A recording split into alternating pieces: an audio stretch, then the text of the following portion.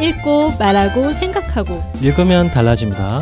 감성 인사이트 채널 최고의 페이지. 와! 반갑습니다. 반갑습니다. 저희 오랜만에 뵙습니다. 네, 너무 잘생기고 오랜만에. 멋져졌어요. 근사해졌고요. 그렇죠. 네. 잘 쉬니까 피부도 좋아지나 봐요. 피부 되게 좋아지신 것 같아요. 그래요? 너무 잘 쉬고 있고 잠도 푹 자고 있습니다. 네, 소개할까요? 네. 우리 세 분 간단하게 소개하고 진행하도록 하겠습니다. 알겠습니다. 세상과 사람을 연결하는 소통과 공감 대표 유경철입니다. 사람과 사람의 마음을 연결하는 심리를 상담하는 강사 마음통연구소 소장 백선영입니다. 네, 기업에서 교육과 컨설팅을 하고 있는 이병훈 소장입니다. 네, 반갑습니다. 반갑습니다.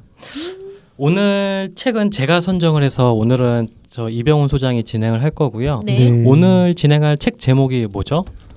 말콤 글래드웰의 타인의 해석. 요즘 베스트셀러죠. 네, 요즘에 그 서점 가면 눈에 띄는 책 중에 하나죠. 그래서 이 책을 한번 골라봤습니다.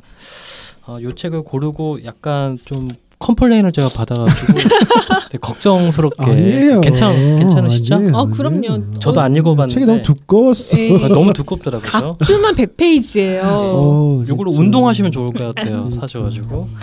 자, 그래서 오늘 책과 저자를 잠깐 소개드리고 또 본격적인 얘기를 나눠보도록 하겠습니다. 이 책 타인의 해석은 말콤 글래드웰이라는 저자가 쓰신 책이고요. 말콤 글래드웰은 영국에서 태어났고 캐나다에서 쭉 자라셨다고 합니다. 그리고 1984년에 캐나다에서 미국으로 이동을 하셨대요. 그리고 캐나다에서 전공은 이제 저널리즘을 하셨고요.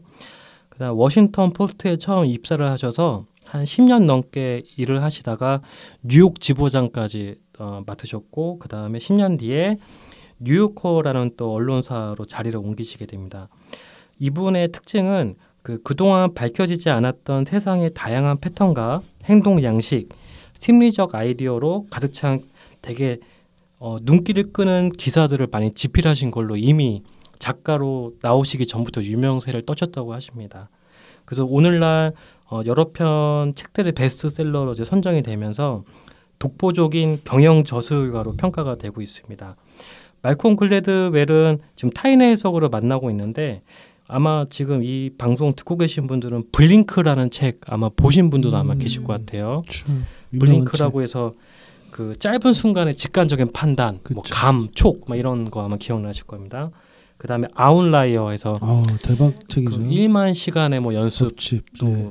그 재조명하면서 또 그쵸. 이분이 그 영광을 다 받으셨고요. 그쵸, 네. 성공하는 이유에 대해서 나름의 그 관점으로 해석했던 부분이 되게 인상적이었던 책이죠. 맞아요. 그거에 이어서 이제 타인의 해석이라는 책이 나왔는데 이미 전 세계적으로 베스트셀러에 이미 올라가 있는 걸로 알고 있습니다. 맞아요. 오늘은 이 책에 대해서 함께 이야기를 나눠볼 겁니다. 이런 분들은 그냥 너무 유명하니까 무슨 책이 나와도 다 팔릴 것 같아요. 권위의 법칙 그냥 네. 말콤 글래드웰 하면 그냥 사잖아요. 사람들이 내용도 모르고 막 사는 것 같아요.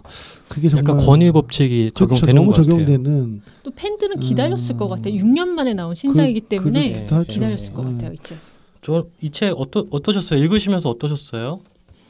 제가 먼저 말씀을 드릴게요. 네. 저는 이 책 읽으면서 약간 추리 소설 같았어요. 그러니까 인용된 연구들이 굉장히 사례를 결론부터 먼저 말해주고 그리고 왜 이런 일이 일어났을 것 같아? 하면서 그런 사건들에 대한 과정을 막 해석해주거든요. 그래서 굉장히 좀 낯선 사례에 대해서 흥미롭게 좀 읽었고요. 그리고 타인의 해석이라는 책 제목처럼 우리가 낯선 일에 대해서 잘못된 판단으로 인해서 위험을 갖게 되는 순간이 어떤 순간인지에 대한 설명을 하고 제가 지금까지 가지고 있었던 사회적 통념을 좀 바꿔준 책인 것 같습니다. 그래서 이 책에는 두 가지 수수께끼가 있거든요. 첫 번째, 낯선 이가 우리 면전에서 거짓말을 하는데 왜 우리는 알지 못할까? 두 번째, 낯선 이를 만나면 만나지 않는 것보다 그 사람을 파악하는데 오히려 방해가 되는 것은 무엇일까? 두 가지 질문에 대한 수수께끼에 대한 해석을 해주고 있는 거잖아요. 네네. 예를 들면 히틀러와 체인블린이 만났을 때 사건과 솔로몬과 인공지능의 사례를 들며 설명하고 있는데 네네. 히틀러 같은 경우는 전쟁을 일으키지 않는다라고 체인벌린에게 말을 했음에도 불구하고 6개월 뒤에 전쟁이 일어나요. 일부러 속인 거죠. 네, 면전에서 거짓말을 했는데 체인벌린은 속은 거죠. 네.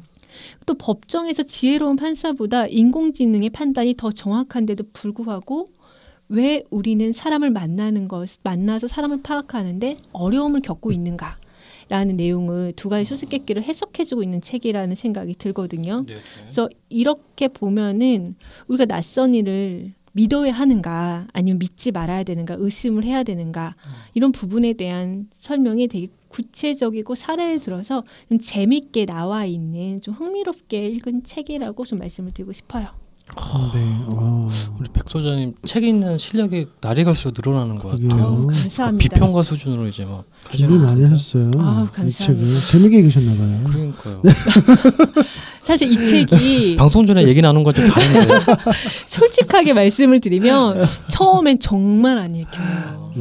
네, 중간부터 책이 좀 빠른 속도로 읽히거든요. 그 이유가 이 책이 약간 추리소설 같은 면이 있어서 그런 것 같아요. 그래요. 저도 그러니까 이 책의 느낌이 기다림 많이 했는데 사실 뒤에 그 뭐 보시면 알겠지만 되게 방대한 여러 가지 사례들이 나와요. 그렇죠? 그래서 그 사례를 쭉 마치 소설을 썼듯이 마치 이렇게 쫙 나오니까 이게 이런 책인가? 라는 생각이 들죠. 보통 이제 자기계발서적들은 그렇게 안 쓰죠. 그렇죠? 그게 너무 길었다는 생각이 좀 들고 그러다 보니까 약간 좀 헷갈렸어요. 메시지는 한두 가지인데 그 메시지를 설득하기 위해서 굉장히 그것들을 그 사건들을 케이스 스터디를 한 거죠. 그렇게 해서 결국 마지막에 이렇다 이런 것들을 보여주는 팡 망치로 때리는 느낌을 들긴 했는데 저는 이제 그런 스타일이 좀 안 좋아나 봐요. 약간 좀 지루한 면이 있었고 그 다음에 이제 케이스가 물론 뭐 얘기했던 히틀러 사례 같은 경우는 우리도 굉장히 중요하게 아는 사건들이니까 흥미가 있었지만 뭐 저는 뭐 쿠바 관심 없고 뭐 첩보 관심 없는데 스파이 관심 없고 근데 막 거기 내용이 너무 디테일하게 막 쓰고 막 뭐 추행하는 것도 나오고 그러잖아요. 그래서 그런 사례도 쓰고 그래서 조금 그러니까 익숙하지 않은 사례여서 그런지 몰라도 그런 게 약간 흥미 떨어졌던 것 같아요. 만약에 이게 우리나라 사람이 쓴 똑같이 썼는데 사례가 국내 사례였으면 좀 더 흥미롭겠죠. 왜냐하면 내가 알고 있는 뭐 전두환 때, 박정희 때 싫어요. 그것도 그런 거 싫고 우리나라 사회적인 것들 이런 그러면 좀 재밌었을 거라는 생각이 들고 어쨌든 그럼에도 불구하고 이분이 어떤 식으로 독자를 설득하는 하겠구나라는 느낌을 받았어요. 그리고 그게 어떻게 논리적으로 설득이 돼서 이 책에 대해서 좋은 평가를 내리게 하는지에 대한 구조까지도 좀 이해하게 됐어요. 그래서 그런 거면서 굉장히 높이 평가합니다. 네. 저는 놀라웠던 거는 이 말콤 글래드웰 분이 거의 400페이지에 육박한 요 책을 집필하시면서 결국 하나의 메시지를 전달을 일관적으로 하시거든요. 세부적으로 좀 나눠지지만 결국 타인을 제대로 평가를 못한다라는 메시지를 전달하시는 건데 그거를 뒷받침하는 에비던스 사례들을 이제 엄청나게 한 10가지 정도를 근데 다 재밌어요. 사례가 읽어보면 다 재밌잖아요. 재밌는 건 이 10가지 정도 되는 사례를 저는 다 처음 본 사례들이었고요. 그거 거기서 한번 놀라고요. 두 번째는 그 사례가 상당히 디테일해요. 표현이네. 뭐 대화하는 거. 그렇죠. 그래서 이게 소설인가 아니면 이분이 약간 경영학 이쪽으로 제가 알고 있는데 이게 약간 다큐멘터리 같은 느낌. 약간 맞아요. 그래서 뭐 재밌게 흥미롭게 읽었던 책이기도 합니다. 맞습니다. 좋습니다. 최고의 페이지 할까요? 그럴까요? 네. 어느 분이 먼저 하시겠어요? 최고의 페이지입니다. 제가 먼저 할까요? 네네. 제가 생각하는 최고의 페이지는 좀 페이지를 좀 연결해서 읽어드릴게요. 네. 우선 217페이지, 330페이지, 그리고 335페이지 총 3페이지에 걸쳐서 말씀을 드리도록 하겠습니다. 네네. 먼저 217페이지에 있는 내용부터 말씀을 드릴게요.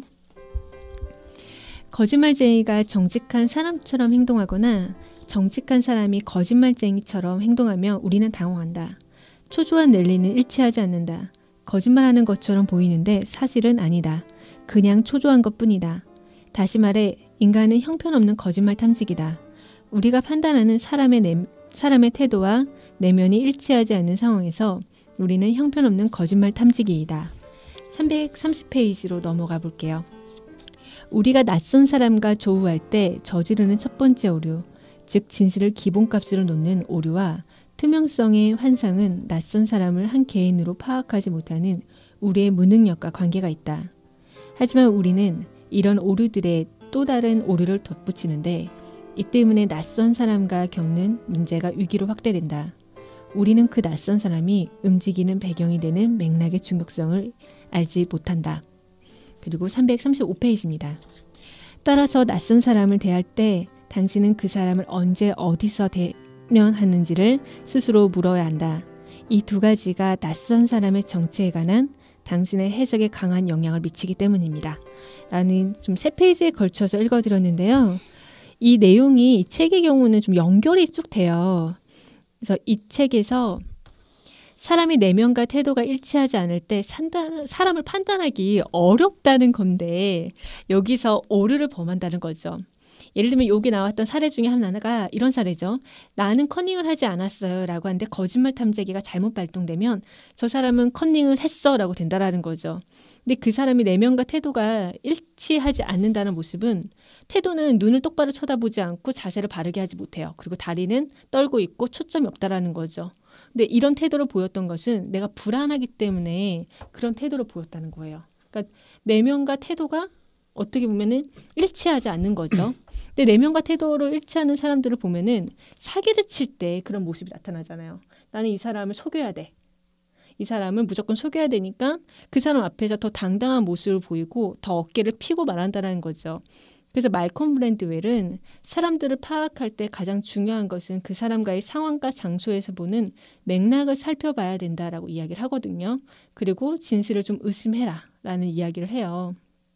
근데 사람들은 그렇게 하기 어렵죠. 이유인즉 사람들은 내 생각이 한번 맞다라고 믿으면 확증하게 되고 그 확증에 대한 합리적 증거를 내 안에서 계속 만들어내요. 그래서 그게 내 생각에 맞아 오라라고 생각을 한다는 거죠.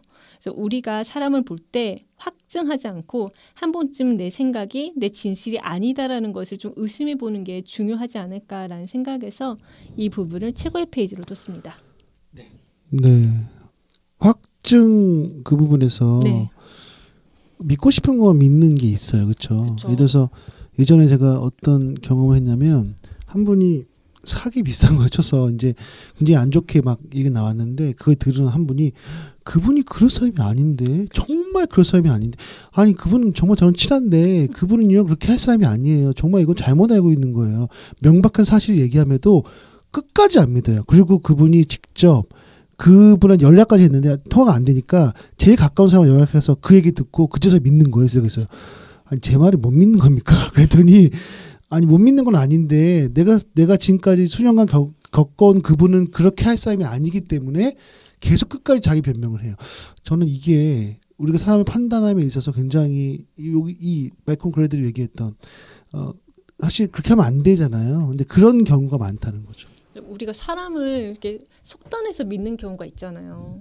그리고 그 이단 종교도 보면 그런 것 같아요. 진실이 아닌데 내가 한번 믿는 거죠. 아 이거 맞아라고 믿으니까 다른 의심을 하지 않고 쭉 가는 거 이런 것도 포함되지 않을까 싶어요. 약간 쇠뇌되는 건가요? 그렇죠. 쇠뇌? 의심하지 않는 거죠. 더 이상 진실을. 맞아요. 좋습니다. 저도 좀 비슷한 거니까 저부터 할게요. 네. 저는 항상 이북이니까 페이지는 모르겠어요. 네. 앞부분인데 우리는 몇 가지 단서를 설렁설렁 훑어보고는 다른 사람의 심중을 쉽게 들여다볼 수 있다고 여긴다. 낯선 일을 판단하는 기회를 덥석 잡아버린다. 물론 우리 자신한테는 절대 그렇게 하지 않는다. 우리 자신은 미묘하고 복잡하며 불가해하니까 하지만 낯선 사람은 쉽게 이해할 수 있다고 생각한다. 만약 이 책에서 내가 당신에게 한 가지를 설득할 수 있다면 이런 사실일 것이다. 낯선 사람은 쉽게 알 수 없다.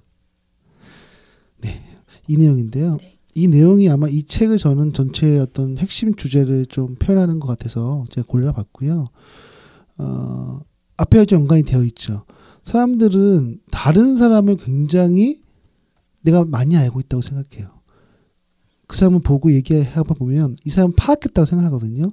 그런데 물론 그런 사람도 있죠. 근데 대부분의 사람들은 자기의 겉으로 얘기하는 것과 속에 있는 얘기가 다른 분이 많거든요. 특히나 비즈니스나 그렇죠? 어떤 이권이 갈리는 문제라면 상대방을 속일 수 있는 가능성도 커요.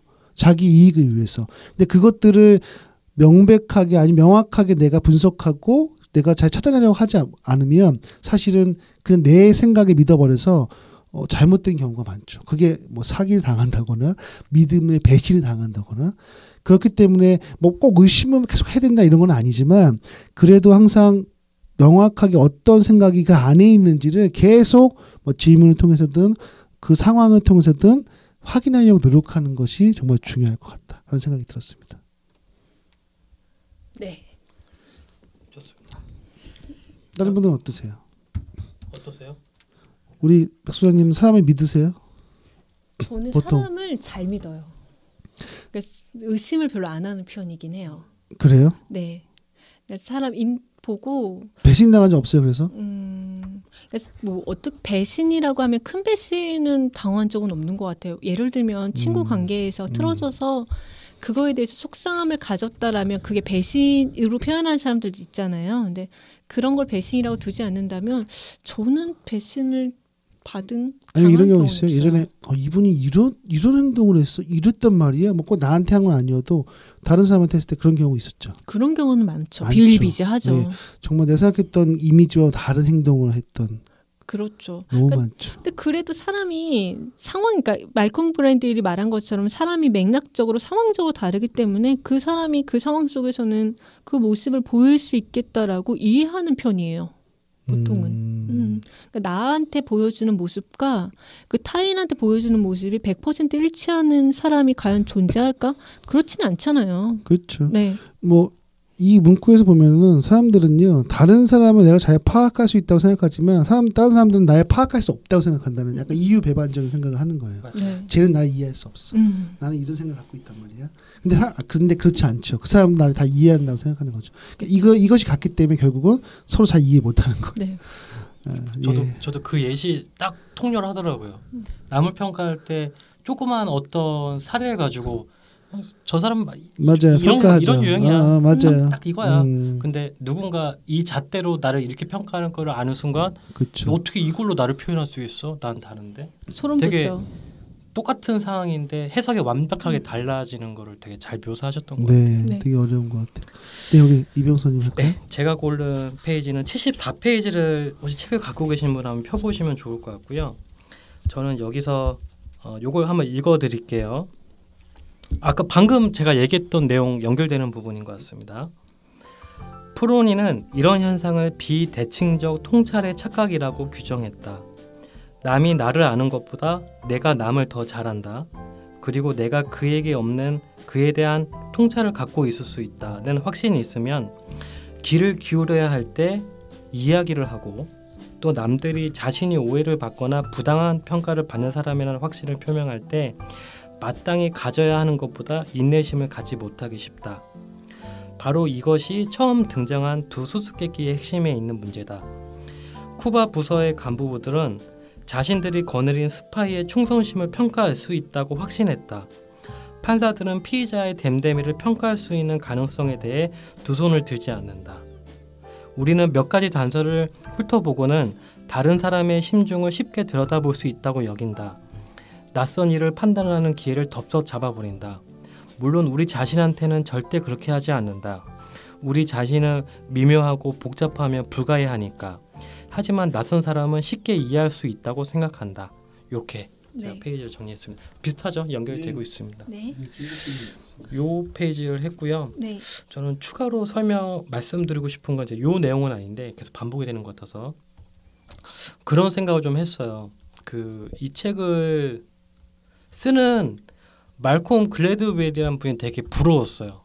왜 그러냐면 이분이 진실 기본값 이론을 얘기하시잖아요. 네. 사람은 결국 진실을 기본으로 가정을 깔고 있기 때문에 쉽게 속아 넘어갈 수 있다는 얘기를 하시는 건데 그러면서도 이분도 후반부에 그런 얘기를 해요. 하지만 우리가 매 순간 모든 사람을 의심하며 살면 이 전 세계의 이 세상은 돌아가지 않는다는 얘기를 하셨거든요. 그러니까 진실 기본값을 갖고 사람은 살 수밖에 없다는 얘기잖아요. 상대방을 믿어야만 이게 삶이 돌아가니까. 그렇죠. 강사 입장에서는 이런 내용이 최악이거든요. 문제를 제기했는데 솔루션이 없는 거잖아요. 맞잖아요. 진실 기본값이라는 게 문제가 있다라는 거를 주장했지만 네. 해소할 수 있는 방법이 없어요. 이거 그냥 받아들여야 되는 거잖아요. 근데 그냥 이렇게 저자들은 이렇게 뱉어놓으면 끝이야. 우리 강사들이 쓰는 책에서는 이런 식의 형태들이 안 나올 텐데, 왜냐하면 우리는 항상 그런 강박이 있잖아요. 문제를 제기했으면 그 문제를 해결할 수 있는 솔루션의 방향성을 제안해야 되는데, 그렇죠. 이분은 어떻게 보면 그냥 이렇게 쓴다는 것 자체가 되게 잘 부러웠어. 빠져나갔죠. 잘 빠져나가면서. 되게 부러웠어요. 그냥 이 책을 읽으면서 재미있는데 so what은 없잖아요, 사실. 그냥 그럴 수 있겠구나. 그리고 그럴 수도 있고 안 그럴 수도 있어. 이런 얘기도 많고. 약간 그런 생각이 좀 들었습니다. 자, 이게 최고의 페이지 소개 끝났고, 네, 이제 1부 시간은 이 정도로 마무리하도록 할게요. 2부에 다시 뵙도록 할까요? 네, 좋습니다. 읽고 말하고 생각하고 읽으면 달라집니다. 감성 인사이트 채널 최고의 페이지. 2부에서 뵙겠습니다. 감사합니다.